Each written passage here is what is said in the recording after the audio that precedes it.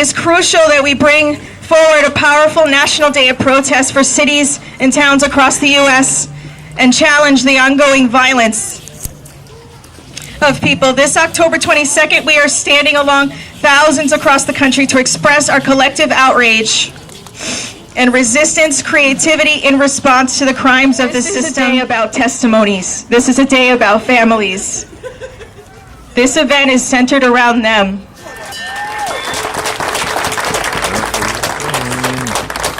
Hi, everyone. Like Kathy said, I've been doing this for over 4 years. And for all the family members that are out here that lost their loved one, you have my support, and I'm here to tell my story because I'm a person that's been through what you guys been through too. And for those of you who don't know my case, I have been following it. We just came back from the appeals courts because the city appealed our case, or they tried to throw our case out to be dismissed. The judge denied them, so they filed an appeal, and we beat the appeal. So I don't know what the next stage is going to be, but it's been a long fight, and I haven't given up. And a lot of other families aren't going to give up either. The thing about the Victor Ortega case is it wasn't national. It didn't make national, but to me, it didn't really matter because that was my husband. So whether I felt like I didn't have the world's support or anything, I was still going to get out here and fight, which I've been doing. And I had to overcome a lot. You know, it's not easy to go up against the police officers because so many people just feel like whatever the police say is true. So it's kind of hard, especially when there's no camera, footage. But all we have is the evidence and the police officer statements that the judge, thank God they were able to see that there's way too many inconsistencies for the officer to be telling the truth about anything.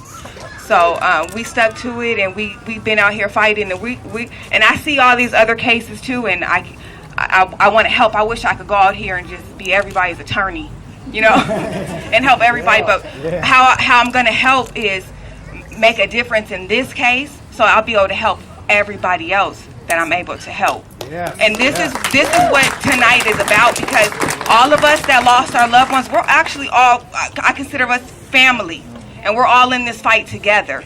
And my condolences to Alfred Alongo's family. I never got a chance to meet them, but that was a tragedy as well, right out here in San Diego, and my heart breaks for that family as well.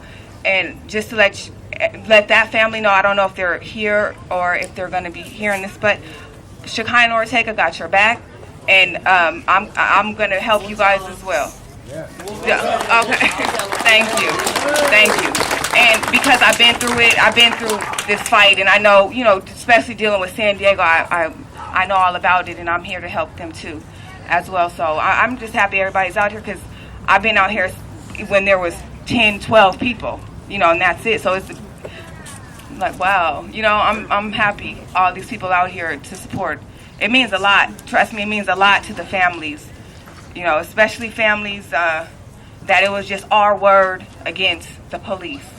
And our word, the evidence, and we had to piece together everything that happened with my case, because we didn't have footage. And you know what the police do when there's no footage. And you know what they do when there is footage, So I just want to thank everybody for being out here, and we're going to continue the fight. That's what you got to do. Don't ever give up. Continue fighting. Yes. Hi, I'm Maria, and I'm Sergio's aunt. And this is his cousin. Hold the mic closer, please. His mom is coming up right now, and his widow, his son, his daughter, his mom, and little cousin. Sergio was killed by the sheriffs. There's a lot of inconsistencies. I'm sorry I didn't get your name, the lady that came before me, but yeah, I'm really bad with names. I'm sorry, but there was no cameras. Every report that they gave, there was a lot of inconsistencies. So I started recording. I started taking pictures of everything and keeping track of everything. They tell us one story, they tell the news another story and everything, and as it turned out, the medical examiner ruled it a homicide. But of course, the officers are out and about. Claims have been filed and everything, so we don't really know. It's too early to tell. They won't tell us until November if they're going to file charges against the police officers. We hope and pray that they do. There you go. Yeah, but that's really all. It's too early to tell anything. Sergio was unarmed, but they tell us that he came out shooting at him, but yet his right hand was pretty much shot off. But I don't know how he could have been holding a gun. He was shot literally from his head to his toes, all on the left side, and then in the back and in the front. But again, they claim that he came out shooting, and yet they didn't find any weapons. A week later, when they executed a search warrant, somehow or other it magically appeared that there was weapons, shotguns, drugs, knives, swords, and all kinds of wonderful stuff in his car. So I don't know how they're going to make those stick. It was literally 10 days after he had passed. So I hope and pray, that they do press charges. Hopefully with everybody's prayers, they will. In the meantime, we just have to sit and wait because it's too early for us. But that's where we're at. Your case impacted me a lot coming from LA, seriously. Yeah. I don't know what to say, but the only thing I hold on to is the fact that I held on to every single report, every single statement they made, every single thing, and everything is different. Every statement that was made was different. So I don't know how they're going to get out of that one. Thank you.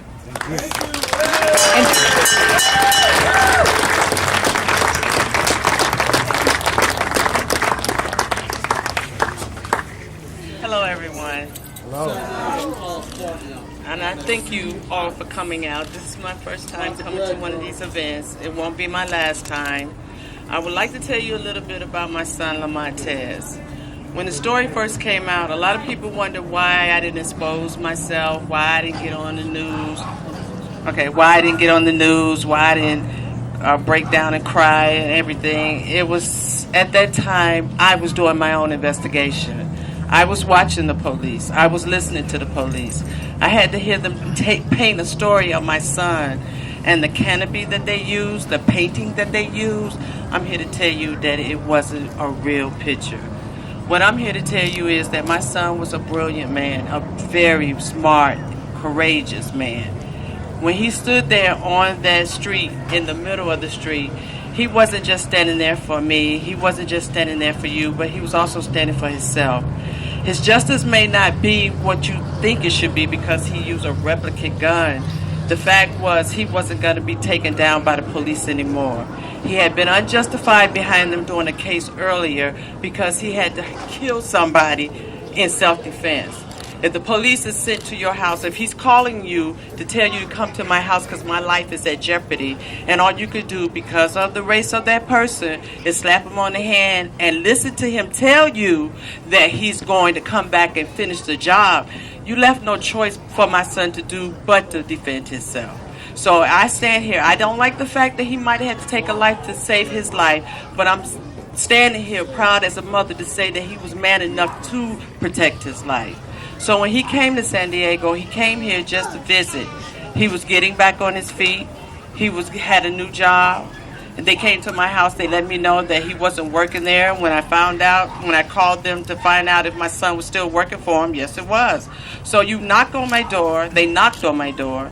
And they wanted to build this picture of he was wanted for armed robbery. That's supposed to have happened in May. My son was killed in October. Why am I hearing about this on the day of his death? It didn't make sense. That was another flaw.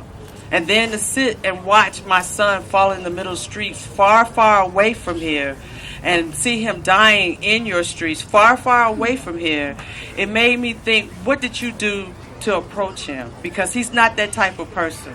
He's a very mellow, down, laid-back person. He never was in a gang. He didn't do drugs. He didn't have tattoos. He was raised in a Christian house. He was brought up to know the Bible from front to back. He was man enough to cook his mother a dinner at 14 years old. And I mean, a dinner. Okay? This is the house he was raised in. So for you to come and shoot him and then turn around and go into assassination mode, it just makes me wonder, who are you? I look at this. We all are mothers. We gave birth to you boys, to you sons, to you men. Even some that's standing out there that's not even standing in justice. Your mother gave birth to you. You are a man. But yet still you want to take down our man. For what? To show that you are proud in your uniform? That's not a man. So I'm here to stand before you, in front of you, to let you know, Montez didn't come from trash. He wasn't nothing dumb. He was a very, very smart man. And this is not the end of my voice for him. I'm going to fight. If I win in this court, or if I lose in this court on this ground, there's a court upstairs that every police that took a life unjustified is going to have to stand up and be held accountable for it. So don't think you're getting away with it because the laws on the paper say you are justified for killing a person. Because that's a higher judge that you got to stand before and ask. And when we say you kill Lamontez, he going to want to know why. When he say you kill Philando or Orlando or all the other ones, he going to want to know why. So I'm just standing here to say, don't think this is the end of it. It's only just the beginning. Thank you.